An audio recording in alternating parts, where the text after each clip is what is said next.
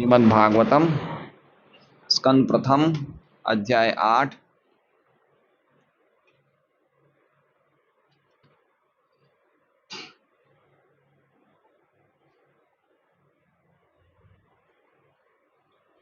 श्लोक संख्या 15। अनुवाद एवं तात्पर्य शील प्रभुपाद के द्वारा। यद्यपि यद्यपि अस्त्रम अस्त्र ब्रह्मशिरः परम सर्वश्रेष्ठ तू लेकिन अमोघम बिना रुकावट के च तथा अप्रतिक्रियम जिसका निवारण न किया जा सके वैष्णवम विष्णु से संबंधित तेज बल आसाध्य सामने आने पर समशाम्यत शांत पड़ गया। भृगु उद्वह हे भृगुवंश की शान। अनुवाद। हे शौनक, यद्यपि अश्वत्थामा द्वारा छोड़ा गया परम ब्रह्मास्त्र, इसकी वॉल्यूम हल्का है। हे शौनक, हे शौनक, यद्यपि अश्वत्थामा द्वारा छोड़ा गया परम ब्रह्मास्त्र अमोघ था और उसका निवारण नहीं हो सकता था, लेकिन भगवान श्री विष्णु श्री कृष्ण के तेज के समक्ष वो निष्क्रिय हो गया और व्यर्थ हो गया। ओम अज्ञानतिमिरान्धस्य ज्ञानाञ्जनशलाकया चक्षुरुन्मीलितं येन तस्मै श्रीगुरुवे नमः। श्रीचैतन्यमनोभीष्टं स्थापितं येन भूतले स्वयं रूपकदा मह्यं ददाति स्वपदान्तिकं। वन्देऽहं श्रीगुरो श्रीयुतः पदकमलं श्रीगुरुन् वैष्णवांश्च। श्रीरूपं साग्रजातं सयगण्डगुणान्वितं तं सजीवं साद्वैतं सावधूतं परिजनसहितं कृष्णचैतन्यदेवं श्रीराधाकृष्णपादान् सयगणललिता श्रीविशाखान्वितांश्च। श्रीकृष्ण चैतन्य प्रभु नित्यानंद श्री अद्वैत गदाधर श्रीवासादि गौरभक्तवृंद। हरे कृष्णा कृष्णा कृष्णा हरे हरे, हरे हरे। सभी भक्तों को प्रणाम।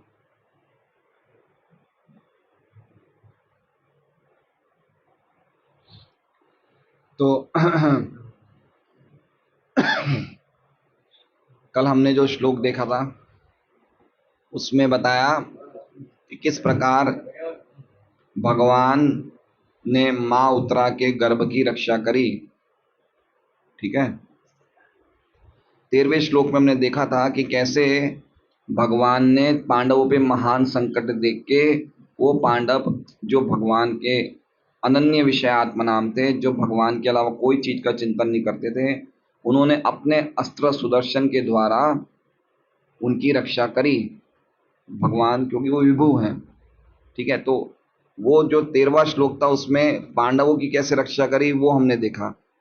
कल जो श्लोक था उसमें उत्तरा की कैसे रक्षा करी वो हमने देखा। क्या लिखा है? अंतस्थ सर्वभूतानाम आत्मा योगेश्वरो हरि। अंतस्थ मतलब जो पहले से ही उत्तरा के अंदर रहते हैं परमात्मा के रूप में। अंतस्थ का अर्थ क्या होता है? कल का खाली एक बार श्लोक हम लोग रिवाइज कर लेंगे, क्योंकि राधेश प्रभु ने कल खाली परमात्मा पे पूरा टिप्पणी करी थी, तो पूरा श्लोक एक बार देख लेते हैं हम लोग। अंतस्थ मतलब जो उत्तरा के गर्भ में पहले से ही थे। ठीक है। सर्वभूतानाम आत्मा, जो सभी जीवों के आत्मा हैं, यानी कि सभी जीवों के परमात्मा हैं। जो सभी जीवों के परमात्मा हैं, ऐसे भगवान योगेश्वर मतलब सभी योग शक्तियों के स्वामी, और हरि मतलब अपने भक्तों के दुख को हरने वाले। तो जो भगवान हरि सभी योग शक्तियों के स्वामी और सभी जीवों के परमात्मा, जो पहले से ही परमात्मा रूप में उत्तरा के गर्भ में स्थित थे, क्या किया फिर उन्होंने? स्व माया अपनी निजी माया के द्वारा आवरणोथ गर्भम, गर्भ को ढक लिया। ठीक है, ढकने का अर्थ ये नहीं होता है कि जैसे हमने मान लीजिए कि अभी हम लोग इस कमरे से ढके हुए हैं, तो कमरे से ढके हुए हैं का इसका मतलब ये नहीं कि इस कमरे ने हमारी रक्षा कर रखी है। अगर कोई जोर से कोई मिसाइल दागेगा या कोई बॉम्ब चलाएगा तो ये कमरा हमारी रक्षा नहीं कर सकता। हम कमरे में ढके हुए हैं लेकिन फिर भी कमरा हमारी रक्षा नहीं कर सकता। तो इसमें आवरणोत, आवरणोत मतलब भगवान ने उत्तरा के गर्भ को ढक लिया, मतलब उत्तरा के गर्भ की रक्षा करी। वैराट्या मतलब राजा विराट की पुत्री उत्तरा। कुरु तंतवे मतलब कुरु वंश की वृद्धि के लिए, कुरु वंश के आखिरी संतान को बचाने के लिए। ठीक है, तो ये कल के श्लोक का अर्थ था कि जो सबके हृदय, जो सबके सब जीवों के परमात्मा है, ऐसे योगेश्वर भगवान हरि जो पहले से ही उत्तरा के गर्भ में स्थित थे, वो अपनी निज माया से उत्तरा के गर्भ की रक्षा करते हैं और महाराज विराट की पुत्री उत्तरा के वंश को कुरु तंतवे, कुरु वंश की वृद्धि के लिए। विश्वनाथ चक्रवर्ती ठाकुर बोलते हैं कि यद्यपि भगवान परमात्मा रूप में पहले से उत्तरा के गर्भ में स्थित थे, लेकिन कृष्ण रूप में अपनी योग शक्ति द्वारा प्रविष्ट हो गए। क्या जबरदस्त टीका है उनकी कि परमात्मा रूप में तो पहले से स्थित थे, परमात्मा रूप में तो सबके हृदय में भगवान पहले से स्थित है, लेकिन कृष्ण रूप में प्रविष्ट हो गए किसके द्वारा? योग शक्ति के द्वारा। इसलिए लिखा हुआ है योगेश्वरो हरि। ठीक है, और दूसरे आचार्य बताते हैं कि योगेश्वर का अर्थ क्या लिखा है कि कुछ कुछ योगी भी दूसरे शरीरों में प्रविष्ट कर सकते हैं। जैसे इंद्र भी दिति के पेट में प्रविष्ट कर गए थे, याद है, आपने पढ़ा होगा भागवतम। ऐसी योग शक्तियां योगियों में होती कि वो किसी और पर काया में किसी और की काया में प्रविष्ट हो सकते हैं। तो जब सामान्य योगी भी किसी और के शरीर में प्रविष्ट हो सकते हैं, तो भगवान तो योगेश्वर है, तो उनको प्रविष्ट होने में क्या समस्या है? इसलिए भगवान कृष्ण रूप में अपनी योग शक्तियों द्वारा उत्तरा के गर्भ में प्रविष्ट कर जाते हैं, जो उत्तरा के गर्भ में पहले से ही भगवान परमात्मा रूप में स्थित हैं। बहुत ही अद्भुत टीकाएं लिखते हैं आचार्य, एक एक वर्ड पे कितना फोकस करते हैं। हरि लिखा है, हरि क्यों लिखा है? क्योंकि उत्तरा की रक्षा करने, भगवान अपने भक्तों की रक्षा करने के लिए हमेशा तत्पर रहते हैं, इसलिए इसमें हरि शब्द वर्णन है। तो ये हमने कल देखा था। तो अब हम समझ सकते हैं कि भाई भगवान ने पांडवों की और आवरणोत का अर्थ एक आचार्य बताते कि आवरणोत गर्भम, आवरणोत गर्भम मतलब भगवान अब पूरे सर्वतः विभ्रम कर रहे थे, मतलब सर्वतः वो कर रहे थे परिभ्रमण, पूरे गर्भ के चारों तरफ भगवान घूम रहे थे गदा लेके कि कहीं ना कहीं इसको कुछ लग नहीं जाए परीक्षित को। आपने कोई देखा होगा भागवतम की फोटो भी है जिसमें भगवान गदा लेके चारों तरफ घूम रहे हैं। तो आवरणोत का अर्थ ये बताया है कि भगवान, यद्यपि भगवान के पास सुदर्शन अस्त्र था, लेकिन फिर भी अपनी गदा के साथ चारों तरफ घूम रहे थे कि मेरे परीक्षित को कुछ हो नहीं जाए। जैसे मान लीजिए कि हमें रेलवे स्टेशन जाना है और एक रेलवे की टिकट बनवानी है और टिकट का कॉस्ट है 500 रुपये, लेकिन फिर भी हम 1000-2000 रुपये रखते हैं। कल को मान लो कुछ अचानक कोई खर्चा बढ़ जाए, उसी प्रकार से सुदर्शन चक्र अपने आप में काफी था रक्षा करने के लिए, लेकिन फिर भी गदा लेके भी घूमे भगवान कि इसको कुछ हो नहीं जाए। देखा ये क्या क्या आचार्य अर्थ बताते हैं। तो ये हमने कल के श्लोक का देखा, और आज का श्लोक है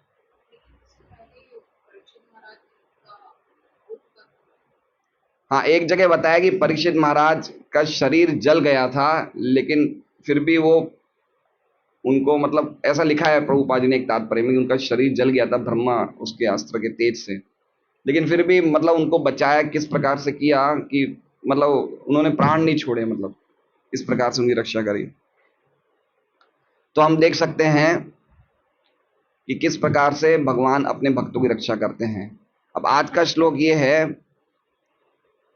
कि पहले तो ये कहा गया है कि ब्रह्मास्त्र कभी अमोघ होता नहीं है, ब्रह्मास्त्र तो अमोघ है, उसका कोई प्रतिक्रिया नहीं हो सकती है। तो फिर ये कैसे भगवान ने कैसे किया? तो उसके सामने आज का श्लोक लिखा है, यद्यपि यद्यपि मतलब यद्यपि, अस्त्रम ब्रह्मशिरस, यद्यपि ब्रह्मास्त्र। अब वो जो तो है, तो को एक बार साइड पे कर दीजिए, खाली अमोघ देखिए। यद्यपि ब्रह्मास्त्र अमोघ है और चा प्रतिक्रियम, और उसका कोई प्रतिकार नहीं हो सकता है। फिर तू ले लीजिए, लेकिन ब्रह्मा शीरस का आगे वाला तू है ना, अब तू ले लीजिए, तू का तो मतलब लेकिन। लेकिन वैष्णवम, वैष्णव मतलब भगवान श्री कृष्ण से संबंधित, भगवान श्री कृष्ण के वैष्णवम तेज, भगवान श्री कृष्ण के तेज के सामने, आसाध्य मतलब सामने आने पर, समशाम्याद, शांत हो गया ब्रह्मास्त्र, ठंडा हो गया, शांत हो गया। यद्यपि ब्रह्मास्त्र अमोघ है, उसकी कोई उसका प्रतिक्रिया नहीं है, लेकिन फिर भी भगवान श्री कृष्ण के तेज के सामने आने पर वो शांत पड़ गया। और आगे क्या लिखा है, हे भृगुध्व, भृगुध्व मतलब भृगुवंशी।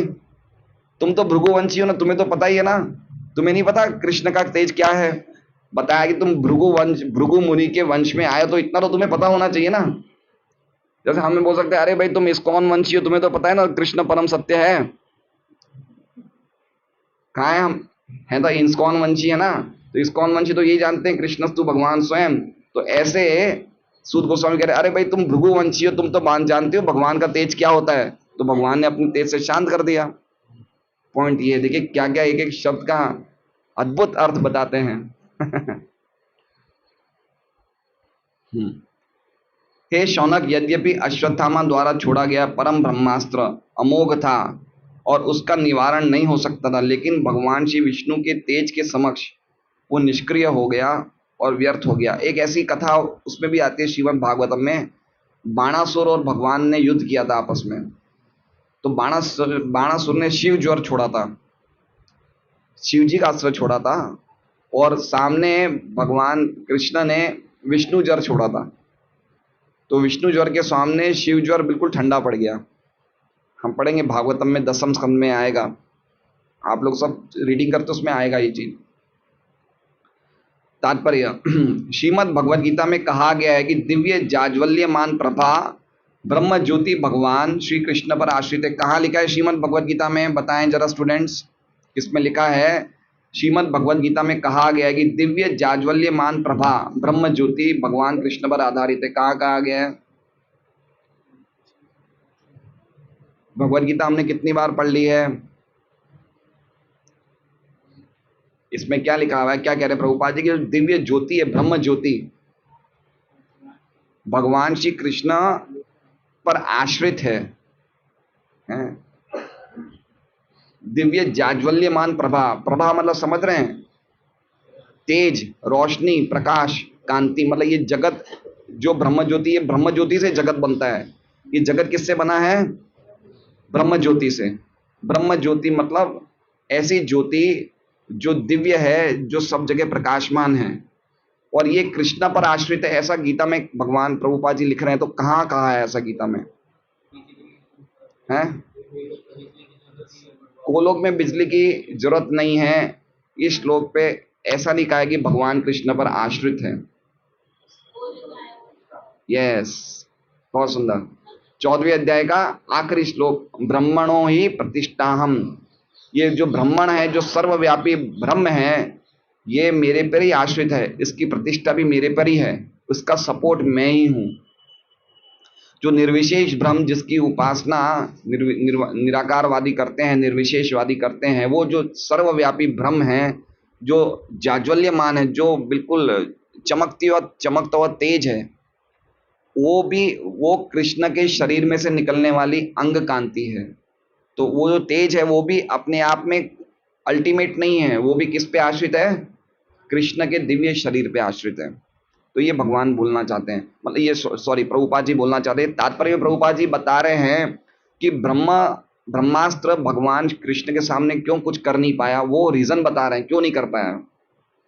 क्या कारण था कि ब्रह्मास्त्र अमोघ होने पे भी भगवान के तेज के सामने ठंडा पड़ गया, उसका रीजन बता रहे हैं श्रील प्रभुपाद इस तात्पर्य में। दूसरे शब्दों में, ब्रह्म तेज भगवान की किरणों के अतिरिक्त और कुछ नहीं होता है, ठीक है? भगवान की किरणों मतलब जैसे हर एक व्यक्ति के शरीर का कुछ लस्टर होता है, जैसे हम बोलते हैं ना उसके शरीर में से कितना तेज आ रहा है ना। जो ब्रह्मचारी होते हैं, जो अपने वीर्य को कभी पतन नहीं करते हैं, उनके शरीर में से एक अलग ही तेज आता है। वो क्या बोलते हैं, किरण, उस शरीर की कांति या शरीर की तेज। तो इसी तरह से जो भगवान का तेज क्या है, भगवान का इतना शरीर का तेज है कि उससे वो तेज से पूरा जगत बन जाता है। समझ रहे हैं आप, भगवान के शरीर से कितना तेज निकल रहा है कि उस शरीर के तेज से ये पूरे जगत का निर्माण होता है, ब्रह्म ज्योति जिसे कहते हैं। तो जो निर्विशेषवादी वो ब्रह्म ज्योति तक प्रवेश कर जाते हैं, लेकिन भगवान के धाम में प्रवेश नहीं कर पाते हैं। ब्रह्म ज्योति तक प्रवेश कर पाएंगे, ये पॉइंट कहना चाहते हैं। दूसरे शब्दों में ब्रह्म तेज भगवान के किरणों के अतिरिक्त और कुछ नहीं होता है। एक इसका एग्जाम्पल, जैसे प्रभु जी ने एक श्लोक बताया गीता जी का, ब्रह्मणो ही प्रतिष्ठा हम, एक ऐसा ही श्लोक ब्रह्म संहिता में भी है, जिसमें भगवान के ब्रह्म ज्योति की चर्चा करी गई है। नहीं, यस्य प्रभा प्रभवतो जगद अंड कोटि। यस्य मतलब हे गोविंद की प्रभा, जिससे सभी कोटि कोटि जगत बनते हैं, वो गोविंद की प्रभा। तो वही चीज इसमें चर्चा करी है। दूसरे शब्दों में ब्रह्म तेज भगवान की किरणों के अतिरिक्त और कुछ नहीं होता है। जिस प्रकार की सूर्य किरणें सूर्य के गोले से निकली किरणें हैं, अतएव ये ब्रह्मास्त्र भी यद्यपि भौतिक रूप से अमोघ था, किंतु भगवान के परम तेज से पार नहीं पा सका। तो इसमें बताया है कि जब ब्रह्म ज्योति निकली भगवान से है, तो भगवान तो उसी के कारण है। तो उसी प्रकार से जो ब्रह्मास्त्र है, जो यद्यपि भौतिक, ब्रह्म क्या है, ब्रह्म से ही तो बना है, लेकिन ब्रह्म तो भगवान की शरीर की कांति है, तो भगवान के सामने कैसे टिकता, इसलिए भगवान के सामने निरस्त हो गया, क्योंकि भगवान ही उसके कारण है। अतएव ये ब्रह्मास्त्र भी यद्यपि भौतिक रूप से अमोघ था, किंतु भगवान के परम तेज से पार नहीं पा सका। अश्वत्थामा द्वारा छोड़ा गया ब्रह्मास्त्र श्री कृष्ण द्वारा अपनी शक्ति के बल पर निष्क्रिय एवं व्यर्थ कर दिया गया, अर्थात उन्हें किसी की सहायता नहीं लेनी पड़ी, क्योंकि वे परम पूर्ण हैं। मतलब बताया है कि किसी पे ब्रह्मास्त्र अटैक करता है तो दूसरे लोग भगवान के पास आते, लेकिन भगवान को अपनी खुद की शक्तियां इतनी कि उससे अपने आप ये शांत हो गया, भगवान को किसी और के पास जाना नहीं पड़ा। अब हम 16वां श्लोक ले रहे हैं। तो ये आप समझ गए ना ये अर्थ। यद्यपि ब्रह्मास्त्र अमोघ है और उसका कोई प्रतिकार नहीं हो सकता है, किंतु भगवान श्री कृष्ण के तेज के सामने आने पर वो शांत हो गया। हे भृगुवंशी, या हे भृगुवंशी को आप पहले ले लीजिए तो सेंटेंस और अच्छा फॉर्म हो जाएगा। हे भृगुवंशी, यद्यपि ब्रह्मास्त्र अमोघ है और उसका कोई प्रतिकार नहीं किया जा सकता, लेकिन फिर भी भगवान श्री कृष्ण के तेज के असाध्य मतलब सामने आने पर समशाम्यत वो शांत हो गया या ठंडा हो गया। ठीक है, आज 16वां श्लोक हम देख रहे हैं। माम मनस्ता ये तद आश्चर्यम सर्वाश्चर्यमय उच्युते य इदं मायया देव्या श्रुति अवति हन्त्यजः। मां मनस्ता ये तद आश्चर्यम सर्वाश्चर्यमयेच्युते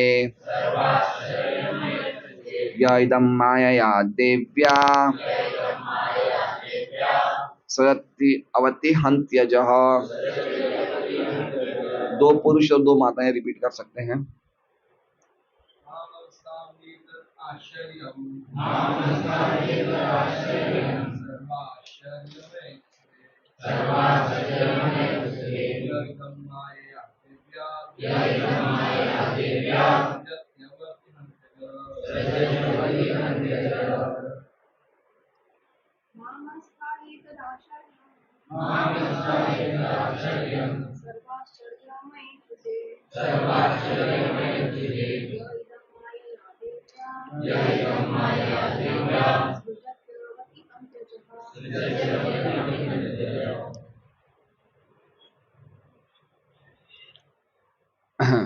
अब देखिए, कोई व्यक्ति कह सकता है कि क्या भगवान की तो क्या बात है भाई, है भगवान ने अपने तेज से ब्रह्मास्त्र को शांत कर दिया।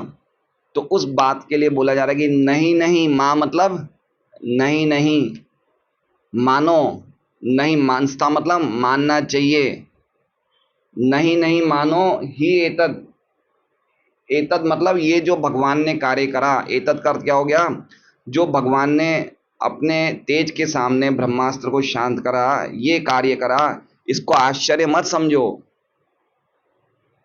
ऐसा कहा जा रहा है पहली लाइन में कि आप इस कार्य को, जो भगवान ने अभी ब्रह्मास्त्र को ठंडा किया, उस कार्य को आश्चर्य मत समझो, आश्चर्य मत देखो।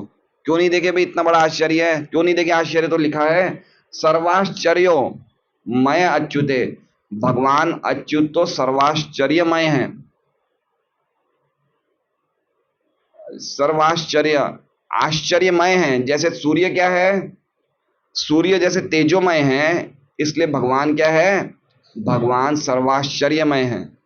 भगवान करते ही आश्चर्य, इसमें तुम, इसमें आश्चर्य क्या हो रहा है, पॉइंट के समझने के कह रहे हैं वो, कि इसमें इतना आश्चर्य करने की बात नहीं है। जैसे मान लीजिए कि अगर कोई खिचड़ी हम लेते हैं और हमें पता चलता है कि ये माता जी ने खिचड़ी बनाई है, तो हम लगे क्या जोरदार खिचड़ी बनाई है, अरे ये क्या है, ये तो 25 आइटम एक साथ बना ले, इसमें आश्चर्य मत करो खिचड़ी में। समझ रहे हैं पॉइंट, क्या भाव कहना चाहते हैं कि अरे ये ब्रह्मास्त्र का निवारण किया, इसमें इतना आश्चर्य मत करो, क्योंकि भगवान तो है ही आश्चर्यमय। पॉइंट समझ रहे हैं, इसमें इतना आश्चर्य क्या कर रहे हो, भगवान तो है ही आश्चर्यमय, उनका तो काम ही है आश्चर्य करना। जैसे हम बोलते हैं ना, ये दाल नमकमयी है, लवणमयी है, दाल कैसी है, नमक वाली है, तो भगवान कैसे हैं, आश्चर्य वाले हैं। क्या क्या शब्द निकाल रहे हैं, भगवान अच्युत क्या है, आश्चर्य में ही है। इसमें क्यों आश्चर्य कर रहे हो इतना, मां, मां मतलब नहीं, मनता मानना चाहिए, ही मतलब निश्चित रूप से, एतद मतलब इस कार्य को जो भगवान ने किया है। क्या कार्य किया है भगवान ने, अपने सुदर्शन अस्त्र से सबके ब्रह्मास्त्र को फेल कर दिया, और स्वयं भगवान मां उत्तरा के गर्भ में प्रवेश करके उनके गर्भ की रक्षा कर रहे हैं, सर्वतः परिभ्रमण करके। इस कार्य को आश्चर्य मत मानो। तो पूछा जा सकता है भाई कुछ एग्जाम्पल दे दो, कुछ स्पष्ट करो कि क्यों नहीं मानना चाहिए, क्या ऐसा भगवान सर्वाश्चर्य में, कुछ एक एग्जाम्पल बताओ। तो कह रहे हैं य इदम, ये जो है, यह मतलब भगवान, इदम मतलब इस जगत को, क्या क्या, इस जगत को माया देव्या, माया, माया शक्ति के द्वारा, देव्या मतलब अपना या अपने से संबंधित, या देव्या मतलब स्वयं, अपनी स्वयं की माया शक्ति के द्वारा इस जगत को भगवान क्या करते हैं, सृजति, अवति, हंति। सृजति मतलब सृष्टि करते हैं, अवति मतलब पालन करते हैं, और हंति मतलब संहार करते हैं। यद्यपि वो स्वयं अजय है, आखिर में क्या लिखा है, अजय। यद्यपि वो स्वयं अजन्मा है, लेकिन फिर भी भगवान इस जगत को अपनी स्वयं की माया शक्ति के द्वारा सृष्टि करते हैं, पालन करते हैं, और हरंती, हंती मतलब संहार करते हैं। कह रहे हैं कि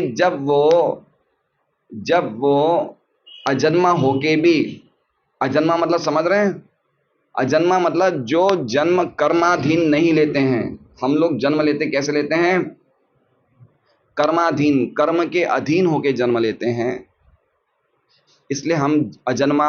यद्यपि हम भी अजन्मा ही हैं एक तरह से, हमारा भी जन्म नहीं होता, लेकिन फिर भी हम जब आते हैं इस भौतिक जगत में तो कर्म के अधीन होके आते हैं, लेकिन भगवान कर्म के अधीन नहीं होते हैं। क्या उसका उदाहरण है, जो भी कर्म के अधीन होके आएगा उसके शरीर में 6 विकार होते हैं, लेकिन भगवान कर्माधीन नहीं आते, इसलिए उनके शरीर में 6 विकार नहीं है। 6 विकार कौन से, जन्म लेता है, बड़ा होता है, कुछ समय के लिए रहता है, फिर कुछ बाई प्रोडक्ट्स, कुछ संतान उत्पन्न करता है, फिर धीरे धीरे क्षय होता है, और आखिर में शरीर मृत्यु को प्राप्त होता है। तो हमारे में ये 6 विकार हैं, लेकिन भगवान में ये 6 विकार नहीं है, इसलिए उनका जो जन्म है वो कर्माधीन होके नहीं है, इसलिए कहा गया अज। तो यद्यपि उनमें कोई विकार नहीं है, लेकिन फिर भी उन्होंने ऐसा जगत बनाया जिसमें विकार है। समझ रहे हैं बात को, वो भगवान ने अपनी स्वयं की माया शक्ति के द्वारा इस जगत का सृजन किया है, पालन किया है, और हंत, और उसको हंती करते मतलब संहार करते हैं, यद्यपि वो स्वयं अजन्मा है। तो एक एग्जाम्पल बताया कि क्यों सर्वाश्चर्यमय है। सर्वाश्चर्यमय का एक उन्होंने खाली स्पष्टता बताई कि इसका मतलब ये है कि देखो, जो व्यक्ति, जो माता जी एक टाइम पे 25 वैरायटियां बना सकती, क्या वो खिचड़ी नहीं बना सकती? तो ये बताया कि जो भगवान अजन्मा होके इस जगत को खा बना रहे हैं, पालन कर रहे हैं, एक लीला है, सृष्टि भी उनकी लीला है, खेल है उनका, ये भगवान का खेल है, बनाते हैं, पालन करते हैं, खत्म कर देते हैं। उनमें कोई विकार नहीं आता, ये करने पे भी उनमें कोई विकार नहीं आता है। लेकिन अगर हम करने जाएंगे तो हमें विकार आ जाएगा। एग्जाम्पल समझिए, हमने कभी देखा है कोई माता बच्चे को जन्म देती है तो पहली डिलीवरी के बाद हम देखते हैं ना, वो मोटी हो जाती है। विकार आ गया नहीं आ गया? पहले पतली थी, कुछ डिलीवरी में कुछ हो जाते हैं ऐसे केसेस की, फिर बाद में मोटी मोटी हो जाती है। होता नहीं होता ऐसा? हम लोग एक दो बच्चों को जन्म देने में ही हमारा शरीर बदल जाता है, लेकिन भगवान कितने लोगों को जन्म दे रहे हैं, आप समझे? और हम लोग अभी अगर मान लीजिए हमारे सामने एक पत्तल में खिचड़ी रखी जाए तो हम एक पत्तल की खा लेंगे, दो पत्तल की खा लेंगे, पूरी डोलची भर के खा लेंगे क्या खिचड़ी? अगर खाएंगे तो क्या होगा, हमारे में विकार आएगा नहीं आएगा?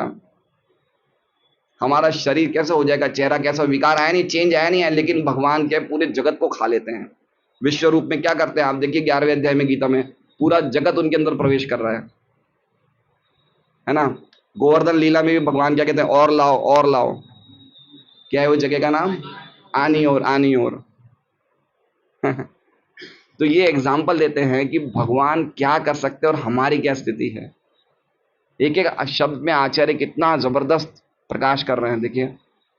तो ये आश्चर्य की बात, ये आश्चर्य, इसमें आश्चर्य क्या है? अगर उन्होंने अपने ब्रह्मास्त्र से निवारण कर दिया है, वो तो है ही आश्चर्यमय, वो तो कुछ भी कर सकते हैं। पॉइंट ये कहना चाहते हैं। तो इसलिए इसमें कोई आश्चर्य मत करो कि भगवान, हाँ ये हम वर्ड देखेंगे,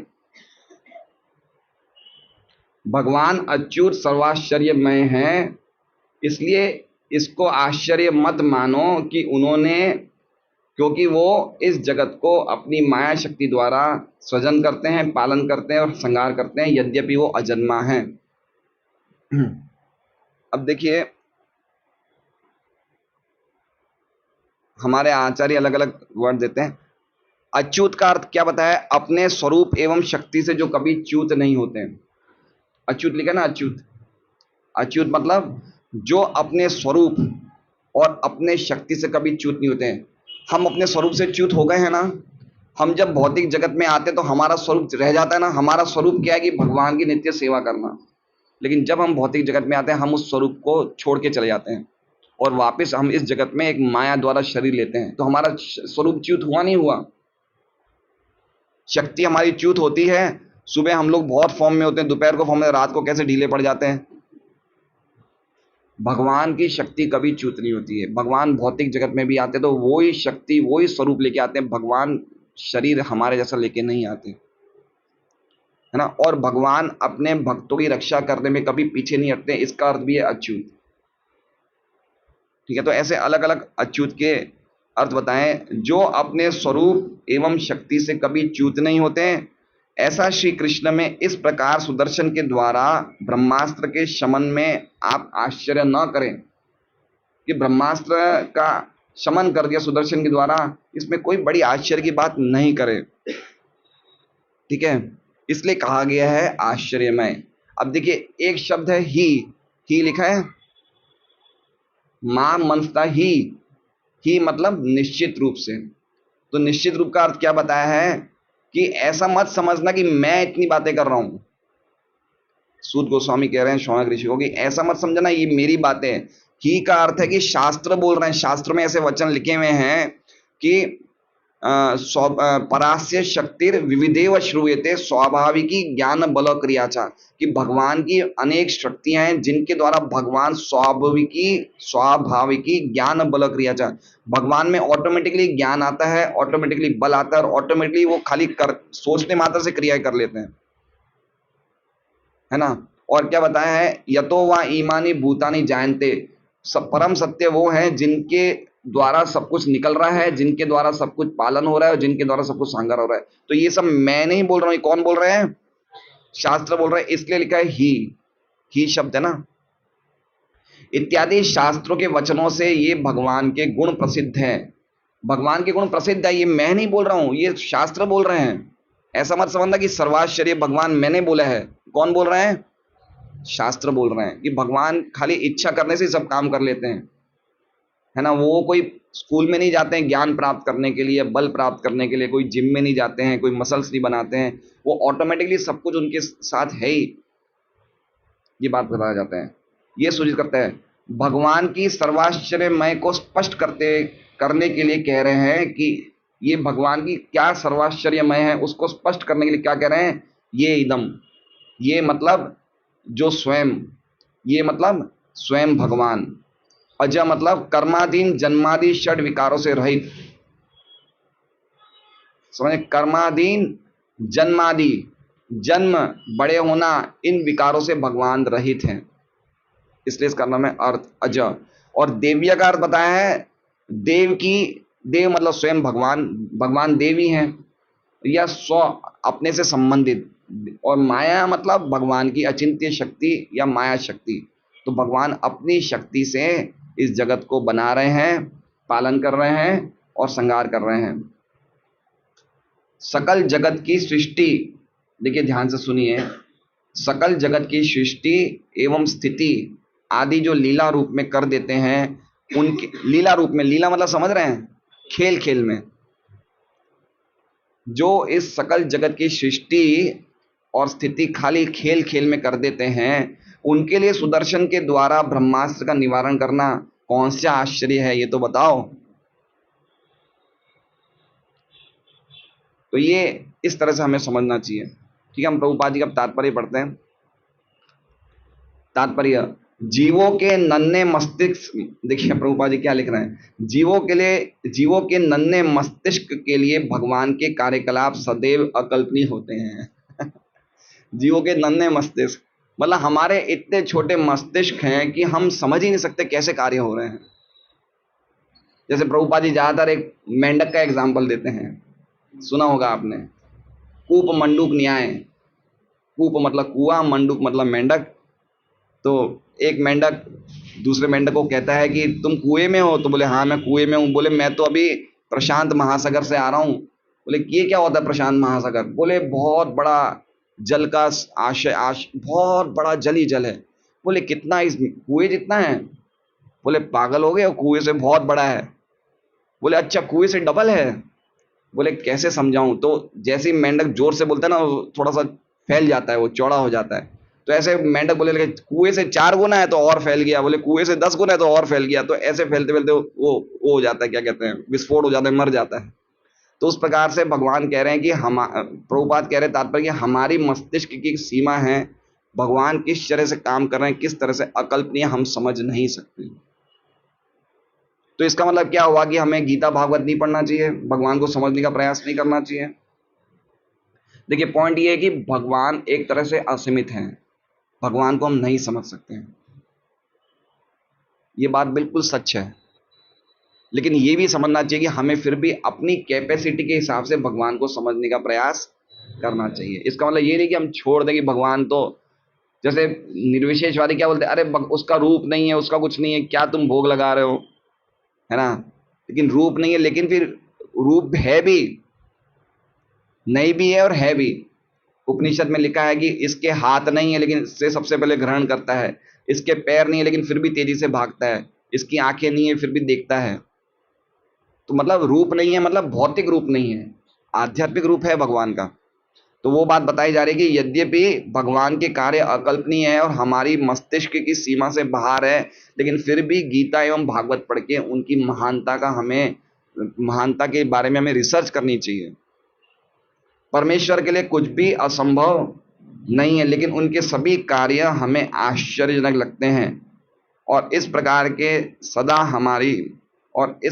वे सदा हमारी विचार शक्ति की सीमा से परे बने रहते। तो आश्चर्यजनक कार्य, अभी देखिए भारत के लोगों को उल्लू बना दिया भगवान ने, चांद पे चढ़ गए, है ना। कैसे हम लोग पागल हो रहे हैं। कल टीवी में आया, भारत ने चांद पर कब्जा कर लिया। तो ऐसा बताया जा रहा है कि खाली इस पृथ्वी पे ही जीवन है, बाकी सब जितने भी लोग हैं सब निर्जीव हैं, कहीं पे कोई जीवन ही नहीं है। तो हम जिसको चाहें अपनी शक्ति से कब्जा कर लेते हैं, ऐसा बताया है कि भारत ने चांद पे कब्जा कर लिया है। अब किसने देखा है चांद?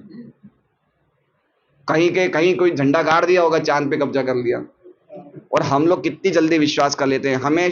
देखिए, हमें शास्त्र की बात लोगों को बताते हैं ना, बोले किसने देखा है किसने, लेकिन साइंटिस्ट की बात लोग मान जाते हैं। ये बोल रहे हैं तो सही बोल रहे हैं, लेकिन शास्त्र बोल रहे हैं ये किसने देखा है। वो नहीं देखते कि वो किसने देखा है, उन्होंने देखा है नहीं देखा है, मून क्या पता हमें। कोई व्यक्ति, प्रभुपाद जी कहते हैं, कोई व्यक्ति बिना वीजा के अमेरिका भी नहीं जा सकता, तो चांद के जा सकता है क्या? चांद में कैसे कैसे बड़े बड़े हाईली एडवांस लोग रहते हैं, जिनका जीवन, जिनके ऐश्वर्य जबरदस्त हैं, ऐसे कौन चांद पे पहुंच सकता है? यान्ति देव व्रता देवान 9वें अध्याय के 25वें श्लोक में गीता जी में कहते हैं कि अगर आपको देवलोकों में जाना है, चंद्रलोक में, तो वो इस प्रकार के यज्ञ करने पड़ते हैं, उस प्रकार की देवताओं की आराधना करनी पड़ती है। आप ऐसे कैसे चांद पे पहुंच सकते हो? ये किसकी फिलॉसफी है? रावण की फिलॉसफी है। रावण क्या चाहते थे? ऐसी सोने की सीढ़ी बनाना चाहते थे जो स्वर्ग में पहुंच जाए। अपने मशीनों के बल पे ऊंचे लोकों में पहुंचना, ये असुरों की फिलॉसफी है। और हम लोग नाच रहे हैं, कल ऐसे नाच रहे, क्या कर दिया क्या कर दिया। कहाँ चांद, कोई ऐसी जगह झंडा गाड़ देते, अपना पैसा खराब करते, टाइम खराब करते हैं, हमारी सब इमोशंस खराब करते हैं। ये काम है तथाकथित वैज्ञानिकों का। Yes bro. हाँ, प्रतिस्पर्धा है, प्रतिस्पर्धा है। हमारी शक्ति बता रहे कि हम, अरे भाई तुम क्या, इससे क्या तुम्हारा फायदा होगा, हम इतना टैक्स भरते, तुम ऐसे बर्बाद कर रहे हो, तुम कोई मतलब नहीं है। कहीं भी झंडा, अरे भाई तुम चांद पे पहुंच के तो वहां रह के बताओ ना, वापस क्यों आ जाते हो? वहां रहो, 2 4 5 दिन 10 दिन रह के आओ, वापस आ जाते हैं। पेट्रोल खत्म हो जाता है, वापस आ जाते हैं। तो ऐसे उल्लू बनाते हैं लोग। तो ये भी भगवान की आश्चर्य में, भगवान किस प्रकार से आश्चर्य से हमें माया में डाल रहे हैं। जो माया में डलना चाहते हैं, जो धोखा खाना चाहते हैं, भगवान किस प्रकार से उन्हें धोखा दे रहे हैं। श्री भगवान सर्वशक्तिमान तथा पूर्ण परमेश्वर है। अब देखिए, कुछ प्रभुपाद जी बड़ी खतरनाक बात लिखेंगे, अभी ध्यान से पढ़िएगा। श्री भगवान सर्वशक्तिमान तथा पूर्ण परमेश्वर है। श्री भगवान 100% पूर्ण है, जबकि दूसरे अर्थात श्री नारायण, ब्रह्मा, शिव, देवतागण तथा अन्य सभी जीवों में ऐसी पूर्णता का कुछ प्रतिशत ही पाया जाता है।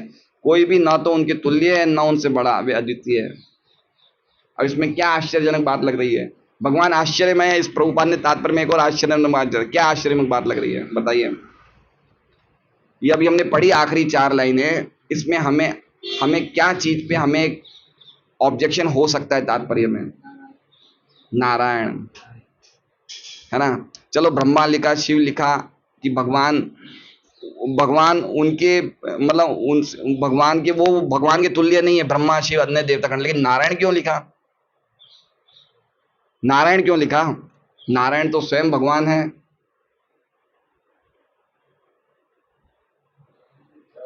बताइए, हैं श्वास के,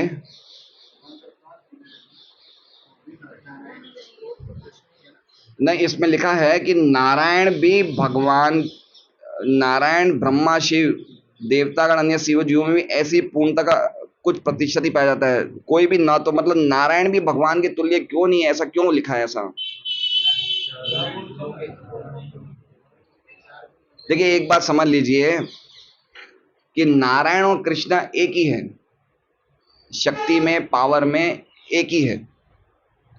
ठीक है, अब ध्यान से सुनिए जो मैं बोल रहा हूं आपको, ये या तो आप याद कर लीजिए या लिख लीजिए कि नारायण और कृष्ण में कोई भेद नहीं है। सिद्धांतोस्तु अभेदेपि, सिद्धांत के अनुसार कोई भी उनमें भेद, अभेदी हैं, वो एक ही हैं। लेकिन फिर भी भगवान श्री कृष्ण अपनी स्वेच्छा से अपने नारायण स्वरूपों में पूर्ण गुण प्रदर्शित नहीं करते। सिंपल आंसर है, भगवान श्री कृष्ण अपनी स्वेच्छा से अपने नारायण स्वरूपों में सभी गुण प्रदर्शित नहीं करते। यद्यपि गुण होते हैं, लेकिन प्रदर्शित नहीं करते हैं। ऐसा नहीं कि नारायण में गुण नहीं है, लेकिन वो गुण प्रदर्शित नहीं करते, वो सभी गुण कृष्ण रूप में ही प्रदर्शित करते हैं। समझ रहे हैं बात को?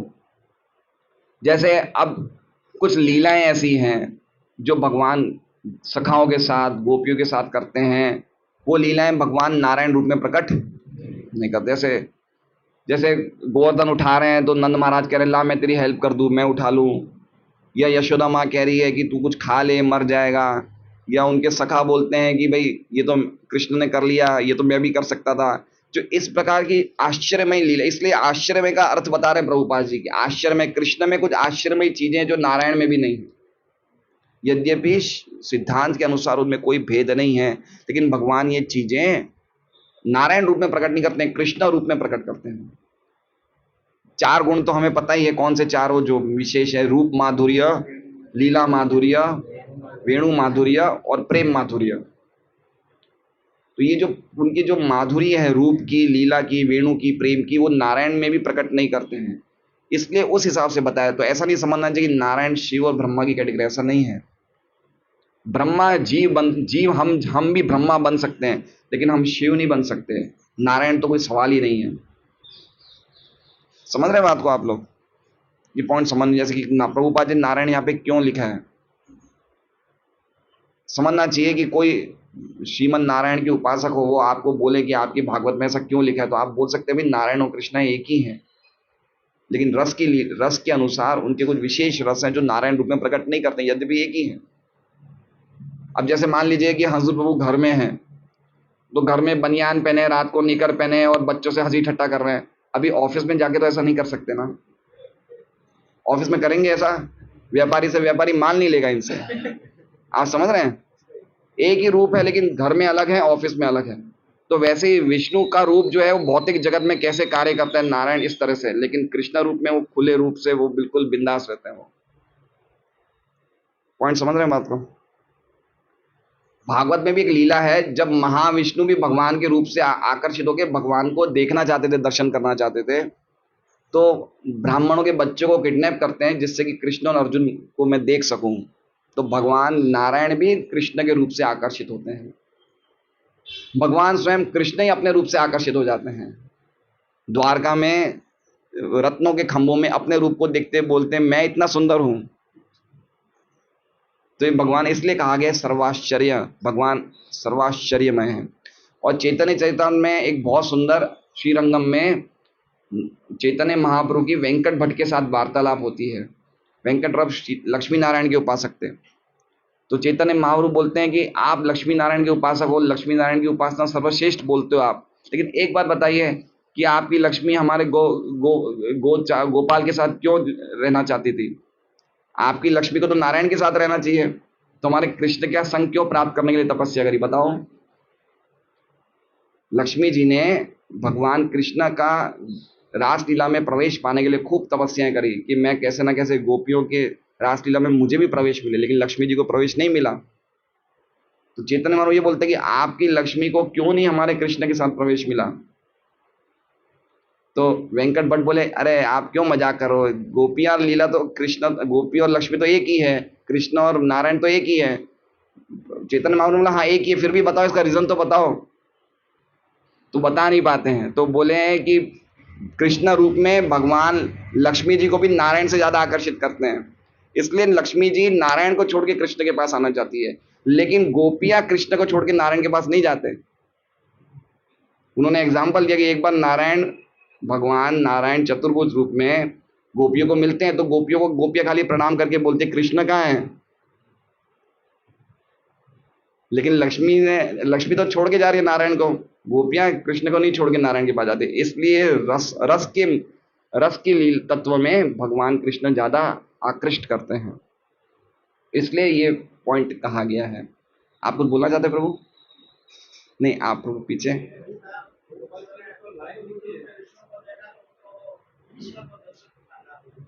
हाँ हाँ हाँ, और कृष्ण के दर्शन कर जाते हैं, और गोपियों के साथ गोपियां तो भगवान को प्रणाम करती है नारायण को कि कृष्ण कहाँ है, लेकिन जब श्रीमती राधा रानी के सामने नारायण रूप आता है तो नारायण रूप अपना रख ही नहीं पाते, वो दो द्विभुज हो जाते हैं। वो राधा रानी के प्रेम के सामने अपना चतुर्भुज रूप ही धारण नहीं कर पाते, वो द्विभुज कृष्ण हो जाते हैं। तो इसलिए ये सब बातें प्रभुपाद जी यहाँ पे लिखते हैं कोई ना तो उनके तुल्य है ना उनसे बड़ा है, वे अद्वितीय है। अद्वितीय मतलब उनके अलावा कोई दूसरा ऐसा व्यक्ति नहीं है, एकमात्र वो ही पुरुष है, बोलना चाहते हो, वो अद्वितीय है। ठीक है। हरे कृष्णा। श्रीमद् भागवतम की जय। अब हमारा जैसा कि था, हम एक एक लाइन का अर्थ पूछेंगे। माम मनस्था ये तद आश्चर्यम सर्वाश्चर्य में अच्युते। कौन बताएगा इसका अर्थ?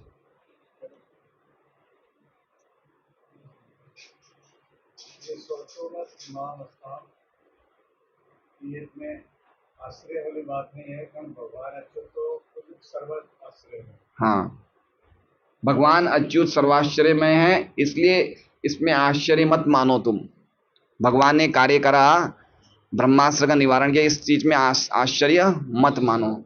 यह एकदम माया देवी सत्यवती हंत्य जय, इसका अर्थ कौन बताएगा? कोई माताएं बताएंगी?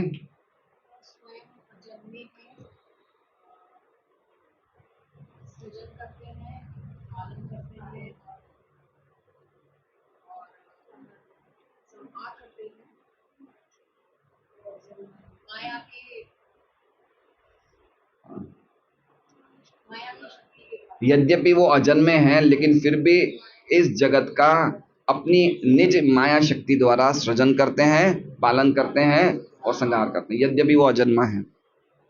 ठीक है, उसको पलट दीजिए प्रभु, तो मनन करिए। ये अद्भुत श्लोक हैं। देखिए एक बार समझिए, जैसे ये शब्द है सर्वाश्चर्यमय या अच्युत। अब इन शब्दों का मनन करके कल हम जप करें तो हमारे जप में डेफिनेटली और ज्यादा रिस्पेक्ट की भावना, आदर की भावना कि भगवान क्या है। भगवान अपनी अच्युत नाम है ना, अपनी शक्तियों से अलग नहीं होते, तो वही शक्तियां भगवान के नाम में भी है। भगवान के नाम और स्वरूप कोई डिफरेंस नहीं है। तो इस भावना से कि भगवान की क्या क्या क्वालिटीज है, इस भावना से हम जप करेंगे तो हमारे जप में डिफरेंस आएगा ही आएगा। अभी हम जब कैसे कर रहे हैं, हरे कृष्णा कर रहे हैं, लेकिन हमारे मन में वो जैसे मान लीजिए कि अभी कबीर प्रभु के सब बाजू में, कबीर प्रभु एरोप्लेन में जा रहे हैं, उनके पास में मुकेश अंबानी बैठा है, लेकिन उनसे दोस्ती की तरह बात कर रहे हैं। कहाँ जा रहा है भाई, कहाँ जा रहा है? अब जब उसको आसपास के लोग बोलेंगे अरे ये मुकेश अंबानी भारत का सदस्य, तो इनका पूरा भाव चेंज हो जाएगा नहीं हो जाएगा? अरे यार, मैं तो कैसे बातें कर रहा था। उसी प्रकार से ये शब्द सुनने के बाद नाम जप में हमारा भाव चेंज होना चाहिए। कौन है भगवान, क्या भगवान के आश्चर्य है, खेल खेल में जगत को बना रहे हैं, क्या आश्चर्य में कार्य कर रहे हैं। तो ऐसी हमारे में भावना आनी चाहिए। इसलिए भागवतम का एक एक श्लोक, एक एक शब्द को हमारी भक्ति को वर्धन करने वाला है। इसलिए लिखा है कि कौन सा श्लोक है वो,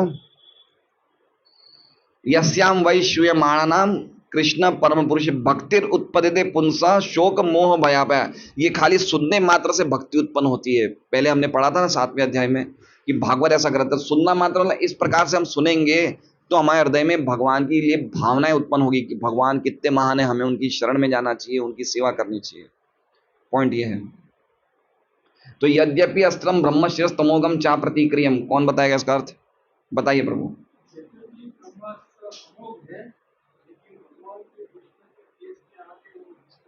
हाँ, और उसकी प्रतिकार भी नहीं हो सकता है, चा प्रतिक्रियम। लेकिन भगवान श्री कृष्ण के तेज के सामने आने पे हे भृगुवंशी, वो शांत हो गया। भृगुवंशी का अर्थ हमने क्या समझाया था, जगत प्रभु बताएंगे। भृगुवंशी क्यों बोला गया यहाँ पे? हाँ, भृगुवंशी तो थे लेकिन बोला क्यों है? हाँ, आप तो भृगुवंशी, आप तो जानते ही हैं भगवान का तेज, आपको क्या बोलना। ये चीज को सूचित करने के लिए, संबोधित करने के लिए भृगुवंशी कहा गया। हरे कृष्णा।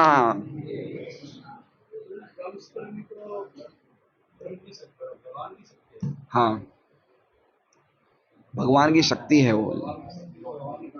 हाँ, भगवान के सामने भगवान की शक्ति, तो भगवान की शक्ति तो भगवान के अधीन ही है ना, भगवान के आश्रित है, तो भगवान से तो आगे नहीं जा सकती है।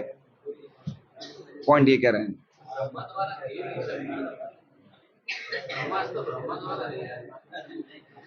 ब्रह्मा जी का अस्त्र मैंने ऐसा नहीं सुना। मैं ब्रह्म अस्त्र मतलब ये जो ब्रह्म है, भगवान का जो सर्वव्यापी ब्रह्म है, वो अस्त्र है ये।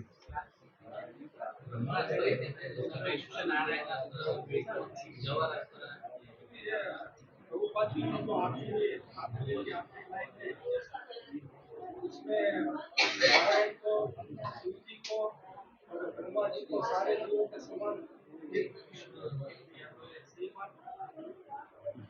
ये जो नारायण ब्रह्मा शिव देवतागण तथा अन्य सारे जीवों में ऐसी पूर्णता का कुछ प्रतिशत भी पाया जाता मतलब जो इसमें लिखा ना अन्य सभी जीवों में, तो उसमें नारायण नहीं है, वो एक अलग सेंटेंस हो गया। है। अन्य सारे जीव मतलब एक समझ को अन्य सभी जीव मतलब अन्य हम लोग सभी, जैसे सबसे पहले नारायण बताया है, फिर शिव जी बताया है, फिर ब्रह्मा बताया, शिव, ये तो सब देवता गण हो गए। और अन्य सभी जीव, इसके अलावा जो हम सब जीव हैं, लेकिन उन जीवों में नारायण को नहीं कंपेयर किया है। सभी जीवों में कुछ प्रतिशत शक्ति पाई मतलब सब आ गए ना। हाँ, सब आ गए, नारायण ब्रह्मा सब आ गए उसमें, सब आ गए। तो एक तरह से विष्णु विष्णु सहस्त्र नाम में भगवान का नाम जीव भी है, भगवान का एक नाम जीव भी है, क्योंकि वो भी जीते हैं। जीव मतलब जो जीने वाला है। तो एक तरह से देखा जाए तो उनका एक नाम जीव है, मतलब ऐसा जीव नहीं समझना जैसे हम जीव है, वो जीव नहीं है। लेकिन कहने का वाला कि हर एक व्यक्ति, जितने भी व्यक्ति हैं, उनमें भगवान की कुछ कुछ पूर्णता का प्रतिशत है, पूरा कंप्लीट प्रतिशत नहीं है। जैसे हमने एक बार चर्चा करी थी, कृष्णा 100% है, नारायण 94% है, शिव जी 86% है, ब्रह्मा 78%, इस प्रकार से समझना चाहिए।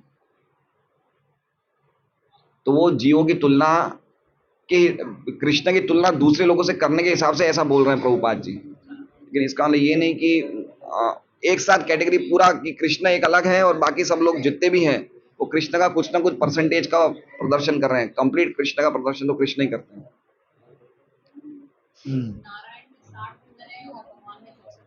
हाँ, वो क्वालिटीज 64 क्वालिटीज कृष्ण में है, 60 क्वालिटीज नारायण में है।